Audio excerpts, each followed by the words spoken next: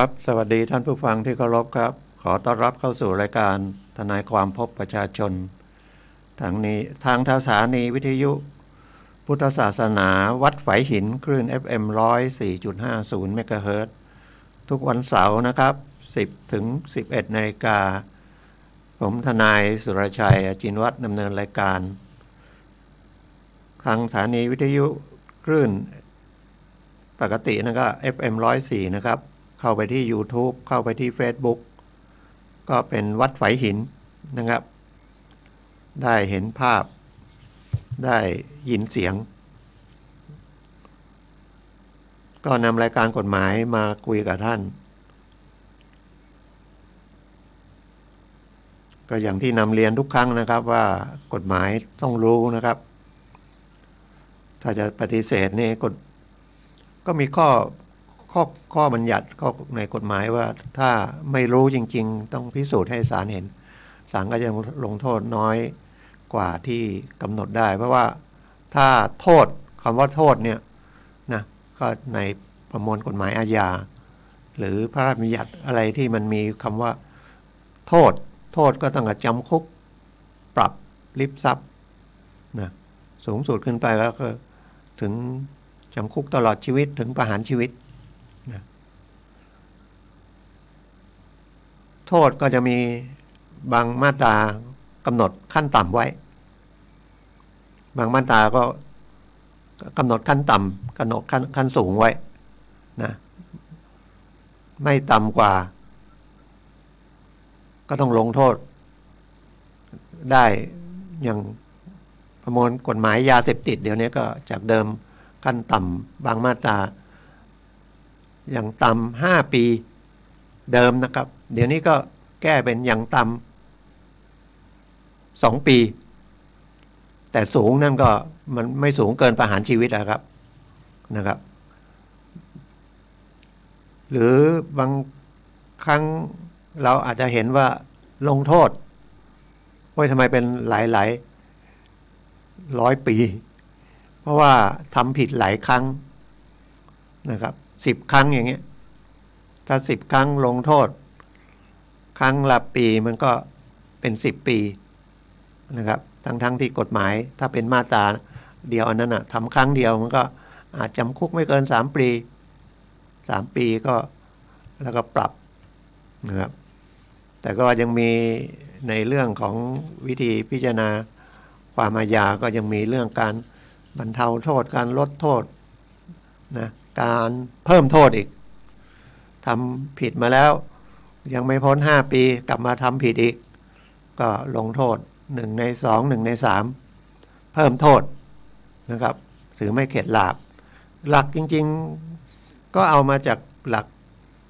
ธรรมชาตินะธรรมชาติก็คือธรรมะนั่นแหละนะครับคนที่ทำผิดก็คือจิตใจที่อยู่ในบุคคลคนนั้นนะครับมีความโลภมากเกินปกติโลภแล้วก็ไปโกรธเกินปกตินะควบคุมจิตใจตัวเองไม่ได้ก็เอาร่างกายเนี่ยไปทำร้ายคนอื่นนะก็ต้องมีโทษไม่นั้นสังคมก็พูดกันว่าถ้ามี2 คนก็ต้องมีขโมยถ้าของหายมันก็ต้องอีกคนหนึ่งเอานะยกเว้นเก็บแล้วลืม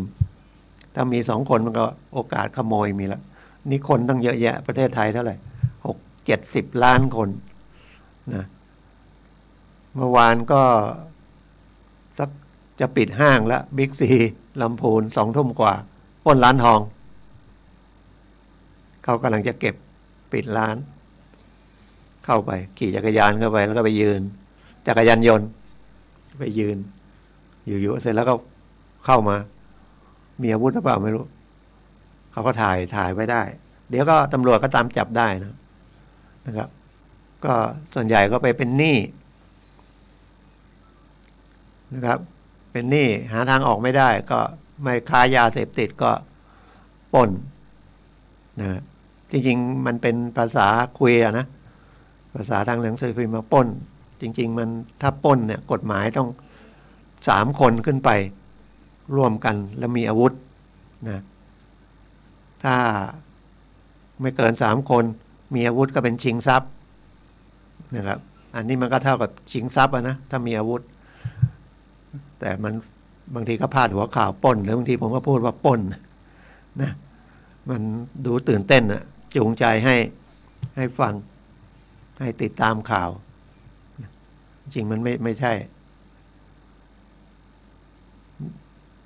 มีอาวุธก็หมายว่าใช้เป็นมีดเป็นปืนเป็นไม้เป็นอะไรก็ได้นะบางทีมันไม่ใช่เป็นอาวุธแต่ไปใช้เป็นมันก็เป็นอาวุธไปไม้แบดมินตันไปตีคนก็กลายเป็นใช้อาวุธตีหรือเป็นไม้เบสบอลอย่างนี้เขาก็เลยไม่รู้จะควบคุมยังไงนะก็เอาไปอบรมในเรือนจ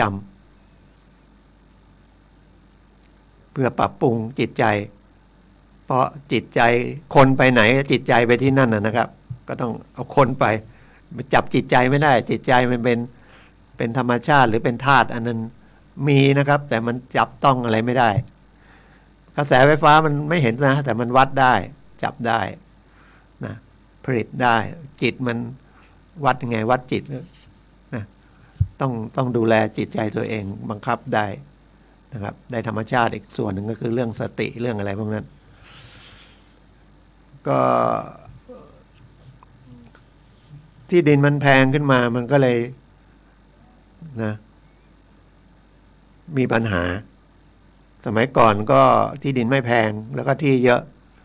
ก็ใช้ประโยชน์ร่วมกันได้ทางเดินก็เดินไปเถอะผ่านที่ฉันก็ได้เขตก็ไม่ได้สนใจเรื่องหลักเขตหมุดที่ดินที่เขาฝังไว้ก็เอานึกว่าอย่างเมื่อวานก็อย่างเงี้ยมีถนนเข้าด้วยความคิดนะเป็นถนนก็คือแบ่งไว้สำหรับใช้ร่วมกันเพราะมีที่ดินจากถนนสาธารณะเข้าไปแล้วก็จะปลูกบ้านก็เลยไปถมที่ไปถมฝ่ายที่ติดกันก็ถมทีนี้ไปรังวัดดูอ้าวทางนู้นก็ถมมาเกินเข้ามาในเราไอ้เราที่ถมน่ะเข้าไปอยู่หลักหมุดไปอยู่ที่ถนนที่ว่าให้เป็นถนนนะ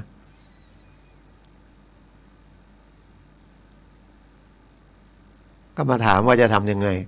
ก็ต้องเจรจากันก่อนนะครับหาทางออกผมไม่ยุไปเป็นความนะผมจะให้คุยกันยกเว้นไม่จบมันจำเป็นนะต้องไปขึ้นศาลเป็นคดีอย่างนี้ผมก็ไม่ทำนะครับคุยกัน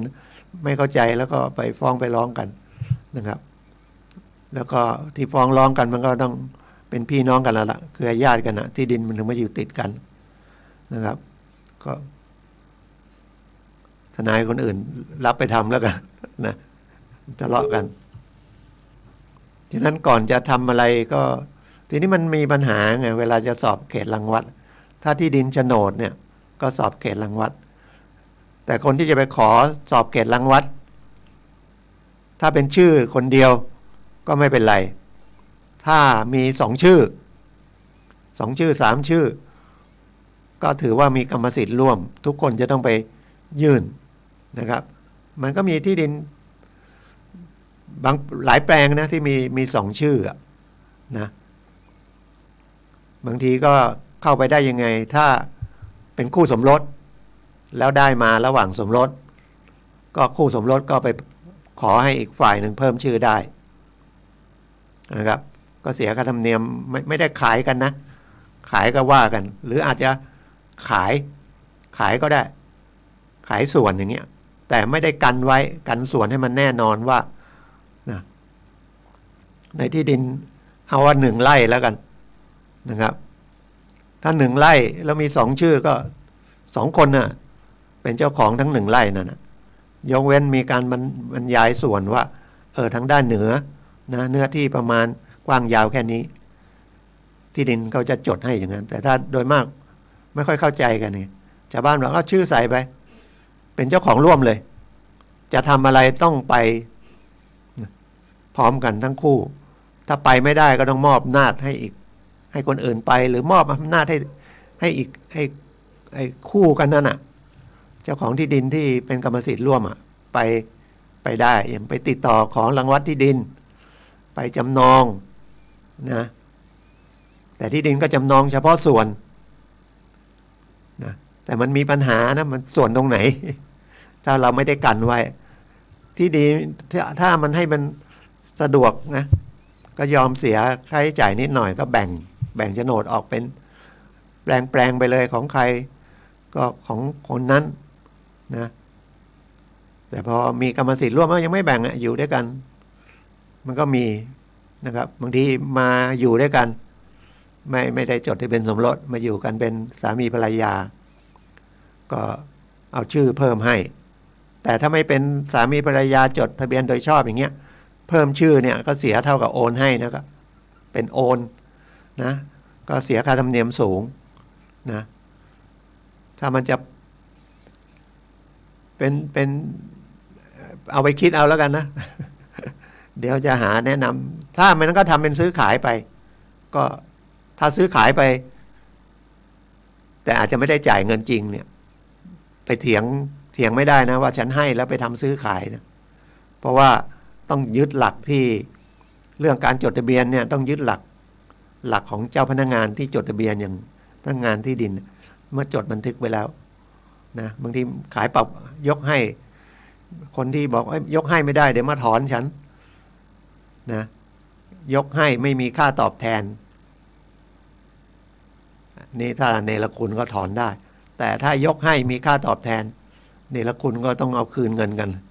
นะครับมันเหมือนซื้อฉะนั้นบางทีไปบอกให้อย่างเงี้ยที่ดินก็บอกทำเป็นขายเลยถ้ามีค่าตอบแทนมันก็ดีนะแต่มันผิดเจตนามันได้คนที่ซื้อไปเลยอ่ะนะถ้าจะว่ากันก็ต้องเอาเงินคืนทีนี้มันเอาคืนมันไม่ใช่พ้นไปปี2 ปีพ้นไป10 ปีที่ดินเคยราคาแสนเป็นราคาล้านเนี่ยคุยไม่รู้เรื่องละฟังทันไหมไม่ทันไม่เป็นไรนะโทรถามได้ถ้าใครเจอปัญหาอย่างนี้นะบอกเบอร์อีกที0896355649นะครับ0896355649เพราะว่าถ้าไม่ประสบการณ์เองเนี่ยนะมันไม่รู้อ่ะรู้ก็รู้อ๋อมันเป็นอย่างนี้เราทำซะก่อนก็ดีโดยมากคนไทยจะไม่ค่อยทำอะไรล่วงหน้าเอาง่ายๆไม่อยากไปนะไม่อยากไปอำเภอไม่อยากไปที่ดินมันก็จะมีปัญหานะเคยทำก็คือผู้หญิงคนบ้านเราเนี่ยแล้วก็ได้เป็นสามีเนาะจดทะเบียนไม่จดด้วยแล้วไปให้เขาใส่ชื่อร่วมนะทีนี้จะปลูกบ้านจะทำอะไรก็ยากจะแบ่งอะไรก็ยากทีนี้อยู่เกิน10 ปีอยู่กันไม่กี่ปีคำว่าอยู่เนี่ยก็คือที่จะไปให้ผู้ชายนั่นน่ะต้องการจะให้ผู้ชายเขาเชื่อใจว่าจะอยู่กันตลอดอย่างเงี้ยนะจะจดทะเบียนหรือไม่จดทะเบียนนี่มันไม่ได้คุมมนุษย์ได้นะครับกฎหมายคุมมนุษย์ไม่ได้แต่ต้องมีไว้นะครับมีบทลงโทษไว้คุมจิตใจมนุษย์ไม่ได้จดทะเบียนสมรสแล้วก็จะให้เขาซื่อสัตย์อย่าไปผิดนะอย่าไปมีแฟนใหม่อย่าไปมีกิ๊กมีอะไรอย่าไปมีชู้ก็คุมไม่ได้ทั้งหญิงทั้งชายอ่ะนะคุมไม่ได้หรอกแต่มันยังมีเรื่องที่จะไปทำจดทะเบียนสมรสมีชู้ก็ฟ้องอยู่กันไม่ได้แล้วฟ้องหย่าฟ้องค่าเสียหายจากชู้นะ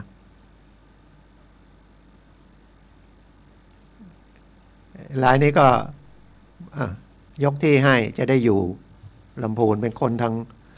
ที่อื่นมาอยู่ที่ลำพูนผู้ชายอยู่ไปไม่กี่ปีผู้ชายก็กลับไปภูมิเนาแล้วไม่อยู่แล้ว ก็ทิ้งไปเลยเป็น10 ปีอ่ะไม่ได้จดทะเบียนสมรสไม่ได้จดทะเบียนสมรสพอดีมันเกิน10 ปีนะครอบครองที่ดินแปลงนี้อยู่10 ปีผมก็ไปดูข้อกฎหมายอันหนึ่งที่ดินมรดกเนี่ยครอบครองปรปักษ์สงบเปิดเผยแสดงความเป็นเจ้าของก็ร้องไปทีนี้คนที่มีที่ดินโฉนดทิ้งไว้เนี่ยถ้ามีใครมาร้องเนี่ยศาลจะต้องให้ส่งหมายพร้อมกับคำร้องขอครอบครองปรปักษ์มาให้เจ้าของที่ดินเดิมทราบนะถ้าทราบเราก็ต้องไปคัดค้านนะครับว่ามันไม่ใช่อย่างที่เขาร้องแต่อย่าทำให้มันอย่างนั้นเลยนะครับคุณมีที่ดินอยู่เป็นโฉนดเนี่ยมัน10 ปีก็จริงอะเวลามันเร็วมากนะครับใครเข้ามาอยู่เนี่ยต้องไล่ไม่ไล่ก็ต้องไปแจ้งความไปแจ้งผู้ใหญ่บ้านเป็นนะให้มาเป็นพยานเป็นหลักฐานว่าอันนี้ที่ดินของฉันนะฉันถึงจะทิ้งล้างไปก็ปี 1-2 ปีฉันก็มาดูตลอดคนที่มาอยู่นะเป็นลูกจ้างบางทีให้คนมาอยู่สงสารคนให้มาอยู่ในที่ดินช่วยทำมาหากินช่วยดูแลสวนยังไม่ได้รกที่ดินยังไม่ว่างเปล่าเขียนสัญญาเป็นสัญญาเช่าไว้ก็ได้เป็นสัญญาเช่าแล้วเอาค่าเช่าน้อยๆก็ได้เป็นหลักฐานไว้นะครับเพราะว่าถ้าไม่อย่างนั้นเขาจะมาร้องนะครับร้องครอบครองปรปักษ์เดิมมันไม่มีแล้วครับที่ดินมันไร่นึงไม่กี่บาทเดี๋ยวนี้ไร่เป็นล้านนะคุยกันไม่รู้เรื่องละเพราะความโลภเนี่ยยังมีรายหนึ่งก็แต่ร้องอันนี้ร้องได้นะส่งหมายไปเขาก็ไม่มาคัดค้านนะครับรายที่ผมไปทำให้เขาอยู่แถวบันทีเหมือนกันนะครับแล้วมาขอก็ไปทำให้ส่งหมายไปที่ฝ่ายชายตอนแรกก็บอกเขาจะมาค้านไม่เป็นไรมาค้านก็มาว่ากันนะครับมาว่ากันต้องไม่มาศาลก็สั่งให้ตามที่ร้องนะครับ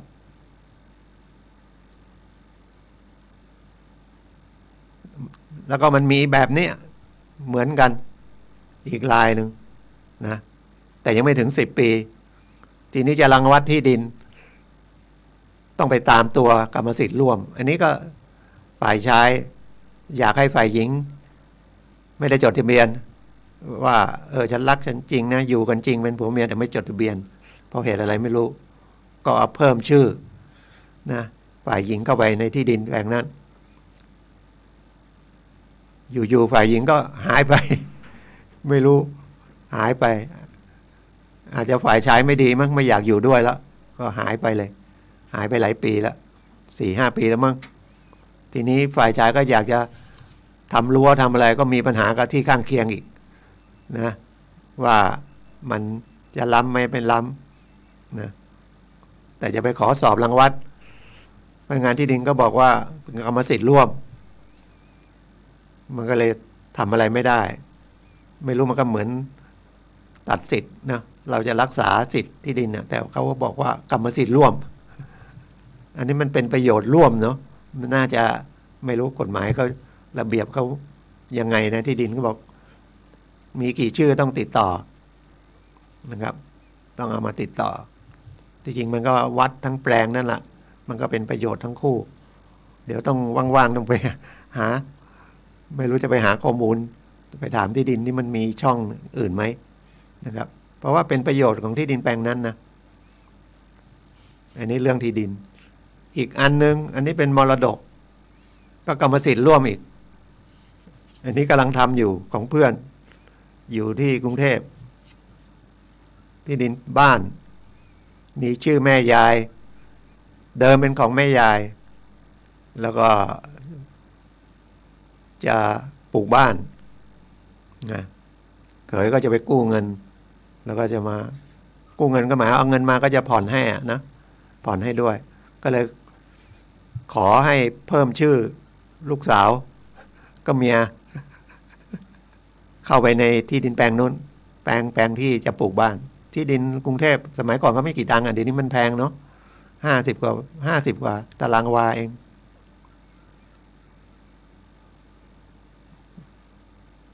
เป็นเขยแต่ไม่ได้เพิ่มชื่อเขยเข้าไปก็เพิ่มชื่อลูกสาวเจ้าของนะก็เพิ่มลูกสาวก็คือนะแม่ยายมีชื่อแม่ยายมีชื่อลูกสาวทีนี้ไม่กี่ปีที่ผ่านมา2 ปีเนี่ยนะ2-3 ปีลูกสาวก็ตาย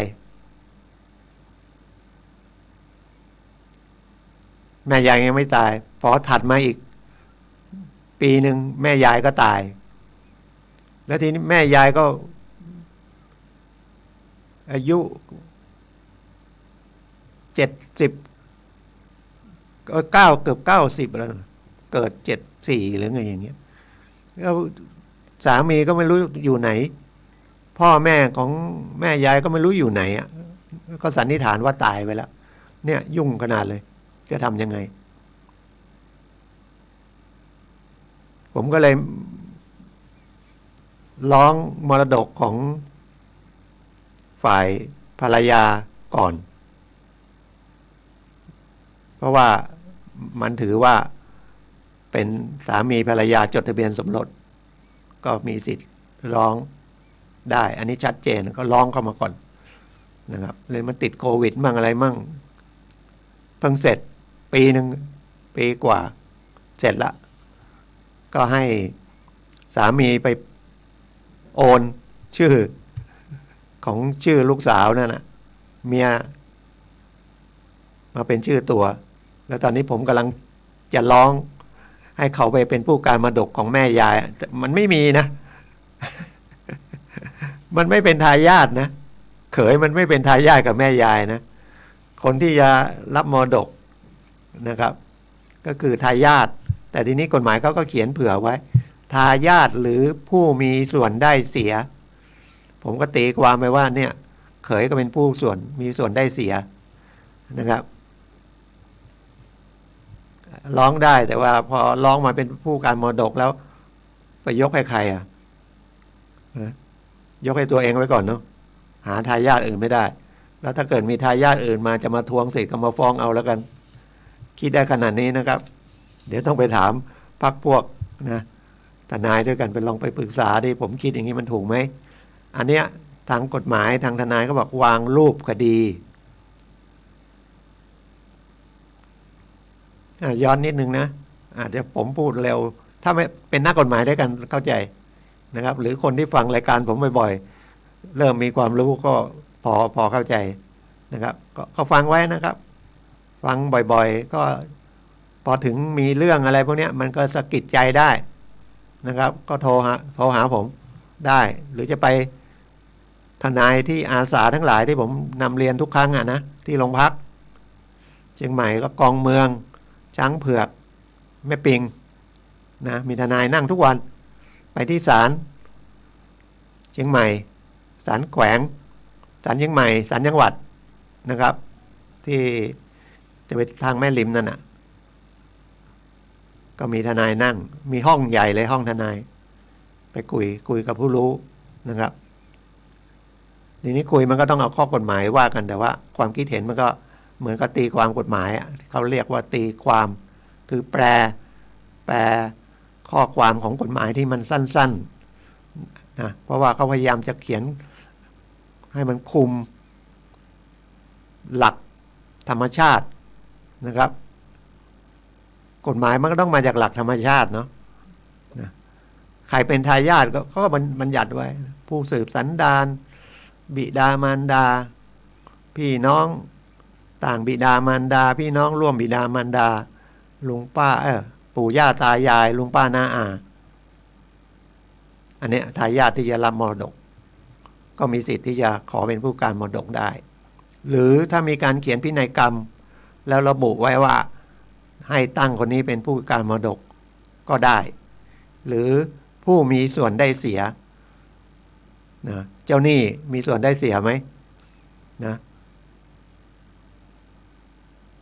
ถ้าไม่มีใครยอมเข้าไปเป็นผู้การมรดกเพราะขี้เกียจโดนฟ้อง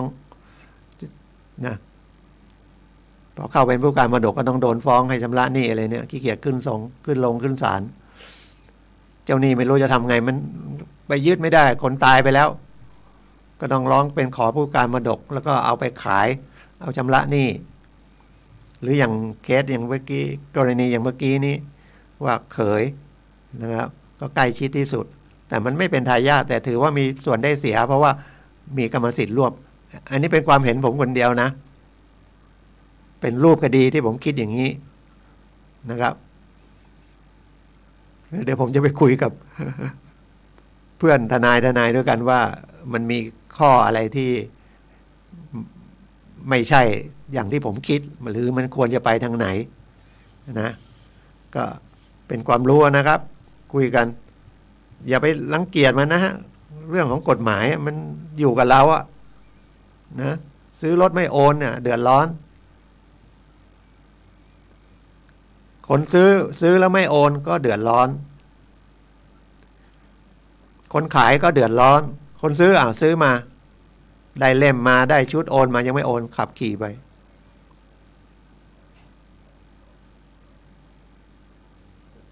เป็นรถเราถือว่าได้ละเขาคงไปทำอะไรไม่ได้เขาอาจจะไปแจ้งความว่าสมุดหายเขายอมเสี่ยงแจ้งความเท็จแล้วก็ได้เล่มมาเขาเอาไปจำนำเอาไปประกันหนี้บางทีมันไม่เอารถไงมันเอาเล่มอะคำว่าเล่มผมก็คือคู่มือจดทะเบียนรถยนต์อะเอาไปประกันเอาไปจำนำก็เลี่ยงกฎหมายนะเพราะว่าจริงๆจำนำเนี่ยมันอยู่ประมวลกฎหมายแพ่งพาณิชย์น่าจะเอกเทศสัญญาบ้างเรื่องจำนำหรือไงหรือเรื่องทรัพย์สินเนี่ยจำนำจำนองขายฝากนะครับ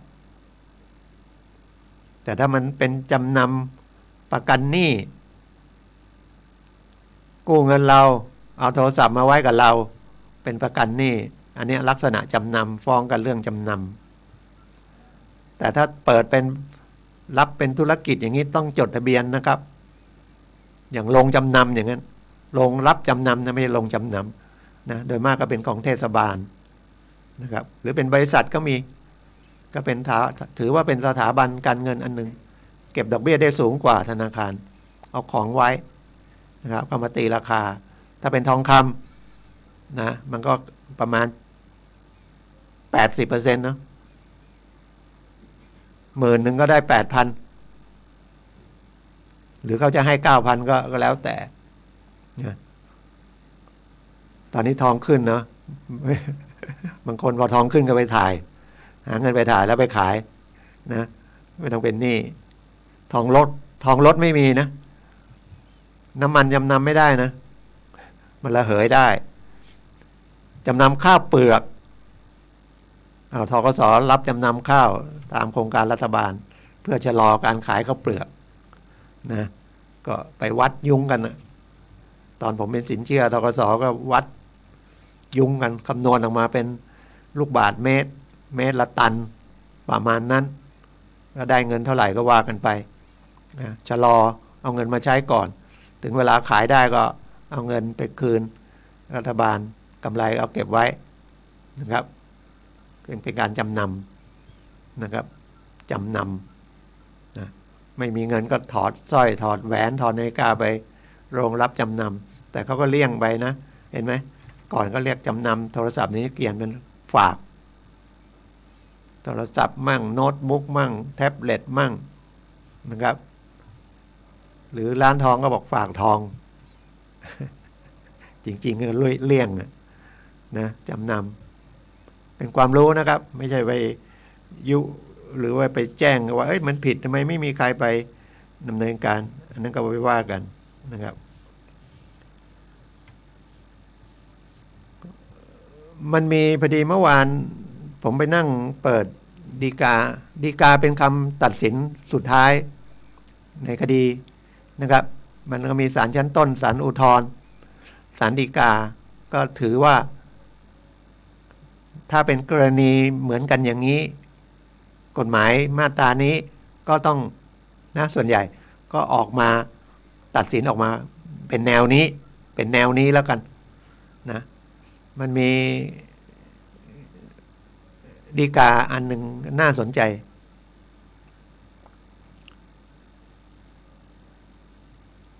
รถเอาไปกระทำผิดลูกเอาไปใช้แล้วทำผิดรถชื่อแม่รถกระบะเนี่ยรถยนต์กระบะเนี่ย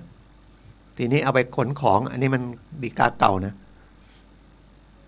ไปขนไม้โกงกลางซึ่งมันถือว่าเป็นไม้ห่วงห้ามไปตัดอะไรไปขนย้ายอะไรไม่ได้ผิดเหมือนขนไม้สักอย่างเงี้ยยกว่าขนไม้สักกับการบ้านเราตำรวจก็จับป่าไม้จับตำรวจจับก็ยึดรถใช้ในการกระทำความผิดแม่ก็ไปขอคืนสู้กันถึงฎีกาแต่พฤติกรรมมันต้องแล้วแต่กรณีนะครับแต่กรณีเขียนชัดเลยบอกว่ารถคันนี้มันเหมือนแล้วกุญแจก็ไว้ตรงเนี้ยใครไปหยิบใช้ก็ได้นะครับฉะนั้นถือว่าเมื่อเขาไปใช้กระทำความผิดก็ถือว่ารู้เห็นเป็นใจนะแต่เป็นคดีเป็นฎีกาเก่านะปี2545ก็20ปีแล้วนี่นะครับอาจจะเปลี่ยนใหม่แล้วก็ได้นะครับแต่ฎีกานี้ก็เข้าไปดูคนในโทรศัพท์มือถือก็ได้นะครับในโน้ตบุ๊กก็ได้นะยังมีกว่าขอไม่คืนให้คือลิฟเพราะว่าถือว่ารู้เห็นเป็นใจกับผู้กระทำความผิดแล้วก็นำรถไปใช้กระทำความผิดฉะนั้นมีรถยนต์ให้ใครยืมไประวังนะครับอย่าเกรงใจนะแม้จะเป็นลูกเราเป็นเพื่อนสนิทกันเป็นเจ้านายเป็นเพื่อนร่วมงานบางทีเกรงใจให้ยืมรถหน่อยเขาเกิดไปขนยาเสพติดท่านอาจจะถูกลิฟไว้ก่อนแล้วครับอัยการขอลิฟพอคดีตัดสินเสร็จศาลสั่งปล่อยก็ไปเอาออกมาเพราะก็เคยมีที่เห็นศาลตัดสินนะแต่เป็นศาลชั้นต้นนะเป็นรถกระบะของแม่เหมือนกันอย่างเงี้ยลูกเอาไปขนยาเสพติดนะยาบ้านั่นแหละอัยการสั่งลิฟแต่ศาลดูพฤติกรรมแล้วบอกว่าแม่ไม่รู้เห็นเป็นใจก็คืนแต่ผู้ให้เช่าซื้อถ้าเป็นรถผ่อนผู้เช่าซื้อต้องไปเขาจะไม่สั่งลิฟต์พอรู้แล้วเช่าซื้อมาแต่ที่รายนี้ที่ศาลพิจารณาแล้วคืนรถกระบะให้หรือรถมอเตอร์ไซค์ก็ได้เป็นยานพาหนะที่เอาไปขนยาเสพติดเนี่ยนะแต่อันนี้ไม่เป็นรถกระบะเขาบอกหรือรถเก๋งก็ได้เขาบอกรถมันก็เป็นรถไม่ได้ดัดแปลงถือว่าไม่เจ้าของไม่รู้หรอกว่าเขาจะไปขนยาเสพติดก็ไม่ลิฟก็ถือว่าไม่ได้ใช้กระทำความผิดยืมไปใช้ปกตินะแล้วก็มีความโลภเกินไปเพื่อนชวนไปเฮ้ยค้ายาดีกว่าเอารถแม่ไปขนยาบางทีเนี่ยมันอย่างที่มันเกิดขึ้นอย่างเงี้ยบางทีเราคิดว่าไม่เป็นไรเหมือนขับรถทะเบียนก็ไม่ต่อพรบก็ไม่มีมันมี2 อันนะครับจะเป็นรถจักรยานยนต์ก็ดีรถยนต์ก็ดีนะครับมันมีภาษีการใช้รถเสียที่ขนส่งนะครับที่สำนักงานขนส่งเดี๋ยวนี้ออนไลน์ได้ไหม เสียภาษีออนไลน์แล้วมันจะได้ใบนั้นมาไหม ก่อนไปเสียภาษีก็ต้องไปซื้อประกันภาคบังคับที่เรียกว่าพรบนะพรบเกี่ยวกับผู้ประสบภัยทางรถยนต์นะครับการบาดเจ็บประกันตัวคนนะนอกรถในรถ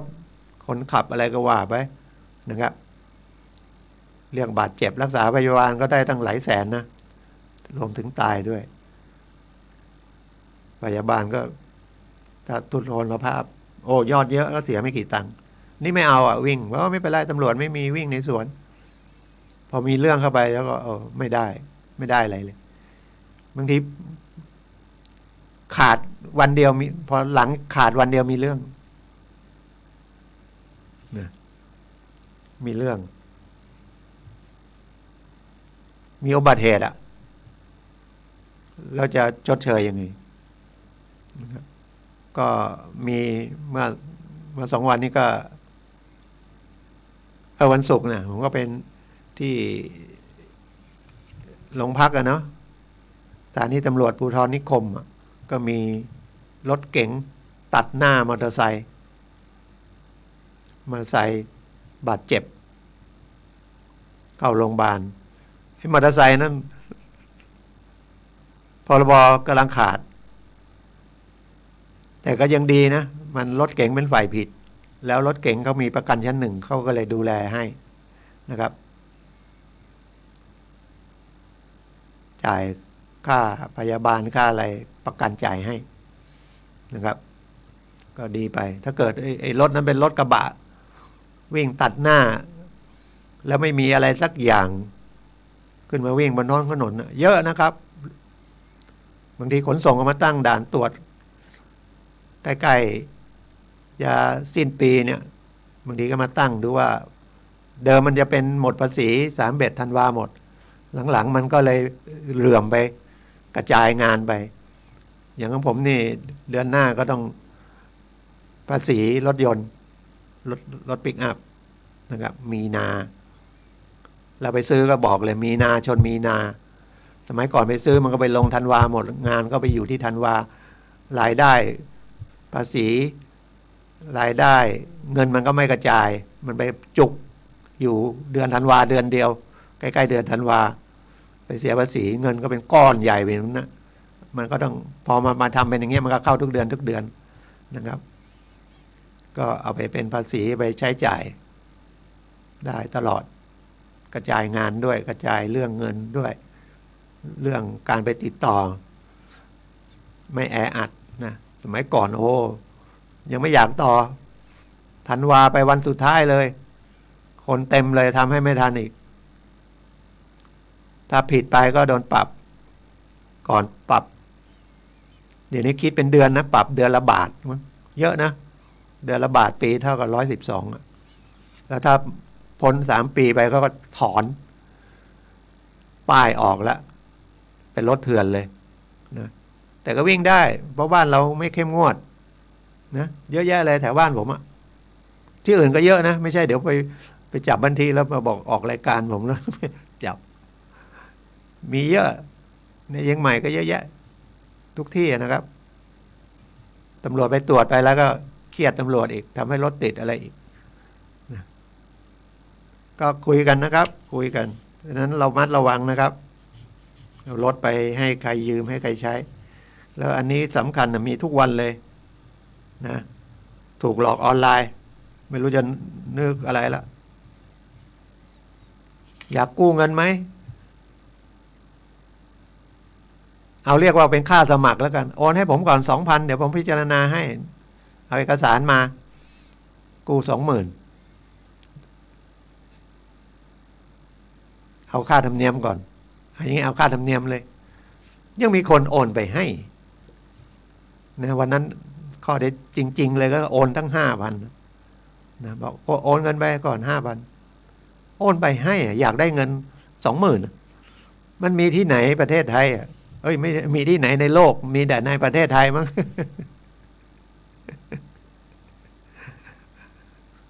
ไปเอาเงินแม่มาแม่ตั้ง 5,000 เดี๋ยวฉันจะกู้เงินมาได้แล้วจะคืนละโอนไปเลยไม่บอกแม่สักคำโอนไปเขาก็ปิดบัญชีหนีไปแล้วง่ายได้ไป 5,000 ไม่มีนะครับกู้เงินต้องไปที่นะไปสถานที่นะไปเซ็นสัญญากันนะถามว่าคุณเป็นเจ้าหนี้ถ้ากลับกันเป็นคุณเป็นเจ้าหนี้แล้วผมไลน์ไปหาคุณเนี่ยขอกู้เงินหน่อยถ้าเพื่อนกันมันยังเนาะบางทีเขาแต่งก็เป็นเพื่อนกันปลอมไลน์เข้าไปปลอมเฟซเข้าไปเอาหน้าเพื่อนใส่เข้าไปเอาเลขบัญชีเพื่อนใส่เข้าไปปลอมเสียงมีสมัยก่อนโทรศัพท์เดี๋ยวนี้มันออนไลน์โทรศัพท์มันไม่เห็นหน้าเห็นตาเปียปลอมเสียงอ้างเป็นเจ้านายมั่งอ้างเป็นผู้นั่นน่ะตำแหน่งใหญ่โต ยืมเงินหน่อยถูกหลอกนะครับ การพนันนี่เห็นชัดอย่าไปเล่นนะครับเขาจะบอกว่าเขาจะให้เงินมาก่อนนะ ไม่ต้องไปลองนะอันนี้ผมก็เห็นนะไม่เพี้ยมันอยากเป็นเห็นนะมันไปดูเฟซมันก็ไหลขึ้นมาเนี่ยถ้าไหลขึ้นมาอย่างเงี้ยผมปิดนะมันมีแจ้งไปที่นะข้างบนน่ะมันมีปุ่มแล้วก็จดรายงานว่าไอ้เว็บนี้มันเป็นยังไงเนาะมันเป็นการพนันก็บอกเขาจะมีบอกปิดอันนี้ไปเถอะเขาจะปิดให้ถ้าไม่รายงานไปไอ้บริษัท Facebook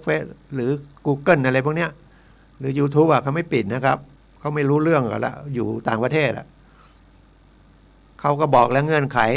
เขาไม่รับผิดชอบคุณต้องรับผิดชอบตัวเองเงื่อนไขหมดไม่นั้นก็ไม่ต้องมาใช้แอปพลิเคชันของเขาเอาเงินมาล่อให้มาก่อน1,000เอาไปเล่นแล้วก็ได้อะเขาก็ทำให้เราได้อะโอ้ได้2-3 พันเดี๋ยวพอเล่นไปมันเลยไอ้ที่เขาให้มาแล้วคิดว่าจะได้อีกไม่ได้หรอกครับโอกาสการพนันน่ะเจ้ามือเป็นต่อทั้งนั้นน่ะแม้แต่หวยใต้ดินนะคิดดู1 ใน 100เลข2 ตัว1 ใน 100ไม่พอเลขเก่งเลขอั้นเลขอะไรจ่ายครึ่งเดียวอีกเอาเปรียบทั้งนั้นน่ะแล้วคนที่ไปซื้อก็คือโลภซื้อ10 บาทหนึ่งเท่าไหร่บาทได้70บาทได้60บาทโอ้โหอยากได้อันนี้เลข2 ตัว3 ตัวได้เท่าไหร่ได้1,000น่ะซื้อลอตเตอรี่นะครับนะไม่ต้องไปไม่ใช่แนะนำนะโอกาสเราไม่ได้ทำบุญทำทานอะไรจะได้ลาบได้ผลอะไรมาฟุกๆอย่างนี้แหละครับนะครับแต่มันก็ล่อใจนะเสี่ยงไว้หน่อยทำให้ชีวิตมันสดชื่นนะซื้อ80 บาทไม่ได้แล้วเดี๋ยวนี้มีเหมือนกันน้อยของรัฐบาลก็เป็น120 150 160บางครั้งผมก็ขาดสติเหมือนกันนะอยากรวยที่1เหมือนกันนะซื้อโอ้เลขสวยนะฝันอย่างดีเลยขาดสติไปซื้อใบ160ยังเคยซื้อนะแต่ไม่ได้ซื้อตลอดนะพยายามไม่ซื้อนะเพราะยังไงก็ไม่ถูก ถูกกินไม่มีนะครับลงแล้วก็อีกอันนึงก็ลงทุนออนไลน์เนี่ยผมเห็นแล้วน่าสงสัยเขาทำอะไรเขาบอกเปิดบริษัทส่งข้าวส่งพืชผลอะไรไม่รู้ระวังนะครับได้กำไรเยอะแยะเลยมาบอกเราทำไมชวนระดมหุ้นโอ้ใจดีขนาดนั้นเหรอถ้าเขาทำธุรกิจได้ดีขนาดนั้นเขาเอาไปคุยกับธนาคารเนาะเดี๋ยวธนาคารเขาก็ให้ถ้ามันดีจริงนะแล้วถ้าเราไปร่วมทุนแล้วเขาอยู่ไหนคิดหน่อยนะมันอยู่ไหนเป็นชื่อบริษัทชื่อได้รับอนุญาตจริงไหมอย่าเลยนะครับอย่าไปโลภเลยแม้แต่เมื่อกี้ก่อนเข้ารายการมันมีอะไรบิตคอยหรืออะไรที่เมืองจีนเขาไม่ให้เนาะไอ้เงินดิจิตอลน่ะเขาสั่งห้ามหมดเลยบอกถ้าเจอที่ไหนก็ปิดเมืองก็ว่าเขาปิดไฟเลยนะดับไฟให้ดับไฟทำไมเพราะมันใช้อินเทอร์เน็ตไงใช้ไฟฟ้าอินเทอร์เน็ตมันใช้กระแสไฟฟ้าปิดมันก็ไม่มีอินเทอร์เน็ตจริงๆมันบล็อกสัญญาณก็ได้มั้งหรือไงแล้วแต่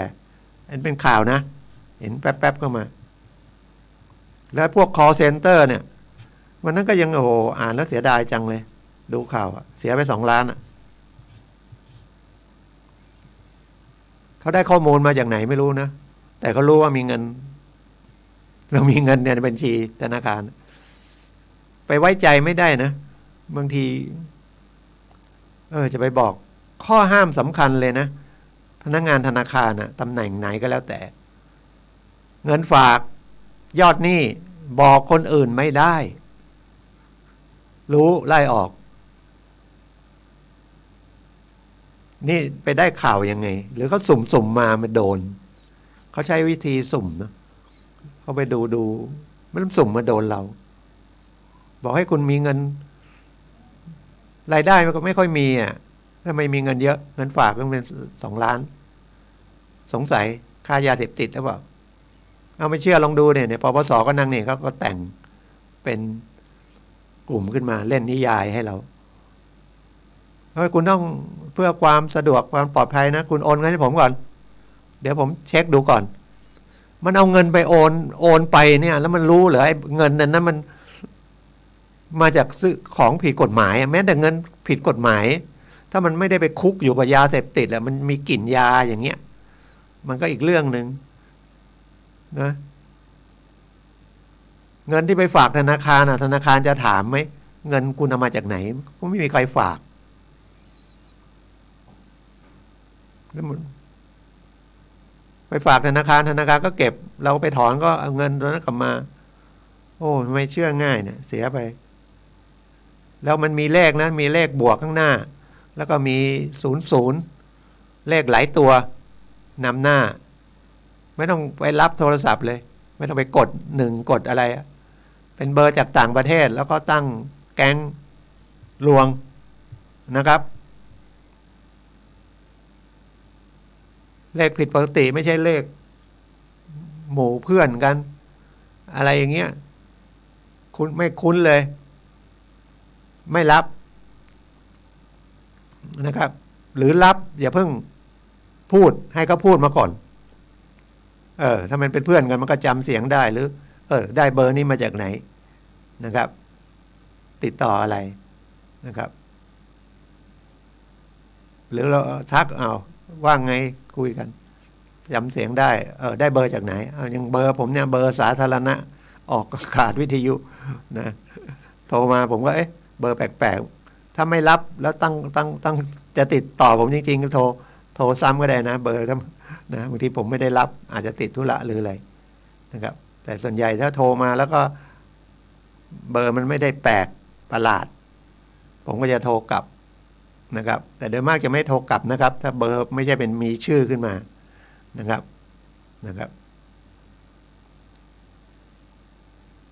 ก็โทรซ้ำนะครับแล้วถ้าผมรับแล้วผมยังไม่พูดเนี่ยนะหรือผมจะรับสวัสดีครับอะไรเงี้ยแล้วก็คุณจะว่าอะไรก็ว่ามาผมอาจจะต้องถามว่าได้เบอร์มาจากไหนนะอย่างเมื่อ2-3 วันนี้ก็มีโทรมาบอกได้เบอร์จากไหนก็ได้เบอร์จากวัดไฝหินแบบก็คุยนะครับจะส่งของมาให้จากต่างประเทศชาวยุโรปชาวอเมริกาชาวอะไรก็ไม่รู้คนไทยก็ชอบนะต่างประเทศนะจะเกษียณแล้วจะมาอยู่นี่ของมาแล้วนะขาดเงินแค่นั้นค่าเสียภาษีของราคาตั้ง100,000นะตอนนี้มันมาแล้วแต่ศุลกากรเขาจะเอาภาษี20,000โอนมาก็มีมาถามที่บ้านจริงๆเนี่ยมีฝรั่งคุยมาส่งของมาแล้วขาดเงิน10,000โอนไปให้ผมบอกโอนไปก็หายเขาจะมาชอบเราทำไมก็แปลกขนาดพูดเท่าไหร่ก็ยังไม่ค่อยอยากจะฟังคนจะเสียของนะครับก็เหลือประมาณ10 นาทีนะครับแล้วเรื่องอะไรต่อเตรียมมาแค่นี้แล้วนะ